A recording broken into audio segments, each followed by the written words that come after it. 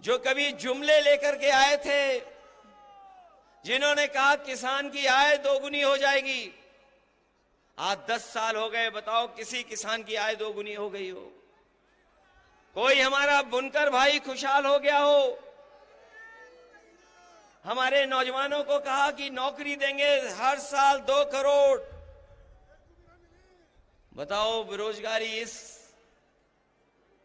तरीके से फैली है और सरकार जानबूझ करके बेरोजगार रखना चाहती है।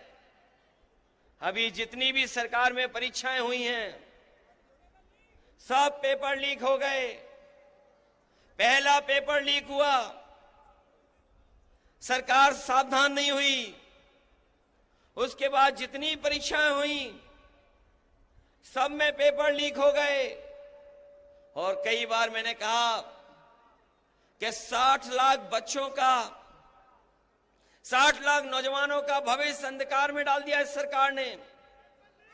और अगर किसान नाराज हैं, अगर हमारा नौजवान भी नाराज है, और अगर 60 लाख बच्चों के परिवार का इन्होंने भविष्य छीना है, तो केवल अगर हम 60 लाख के परिवार के लोगों की नाराजगी को गिन लें, अगर एक परिवार में 3 लोग इस सरकार से नाराज हैं, तो 60 लाख बच्चों का पेपर लीक किया इन्होंने। अगर 60 लाख का गुणा हम 3 से करें तो 1 करोड़ 80 लाख बनता है।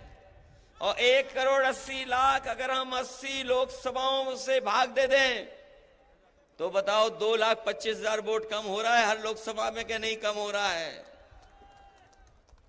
और जिस तरीके से खुल करके बहुत सारे परंपरागत वोट जो बीजेपी को मिला करता था, वो खुल करके विरोध कर रहे हैं।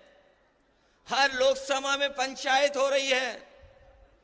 ऐसे परंपरागत वोट जो भारतीय जनता पार्टी के खिलाफ खड़े हो गए हैं, मैं उनकी राजनीतिक चेतना को धन्यवाद और बधाई देता हूं कि वो भारतीय जनता पार्टी को हराने के लिए अपना पंचायत कर करके फैसला ले रहे हैं। मैं उनको बधाई देता हूं। ये जो जुमले दिए थे, वो गारंटी दे रहे हैं। इन्होंने कभी कोरोना भगाने के लिए ताली और थाली बजवाई थी। ये गारंटी नहीं, ये घंटी है इनकी। हमें इनकी गारंटी नहीं चाहिए। हमें बाबा साहब भीमराव अम्बेडकर जी ने जो संविधान में हमें गारंटी दी है, वो संविधान की गारंटी चाहिए। और वो संविधान की गारंटी आपको अधिकार दिलाएगी। संविधान की गारंटी हमें आपको सम्मान दिलाएगी।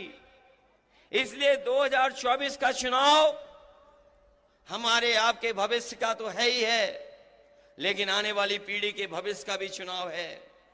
इसलिए आने वाली पीढ़ी के भविष्य के लिए और बाबा साहब भीमराव अम्बेडकर जी का संविधान बचाने के लिए और अपने वोट के एक अधिकार को बचाने के लिए आप लोग सब मिलकर के दानिश अली को जिताने का काम करना, इनकी मदद करने का काम करना।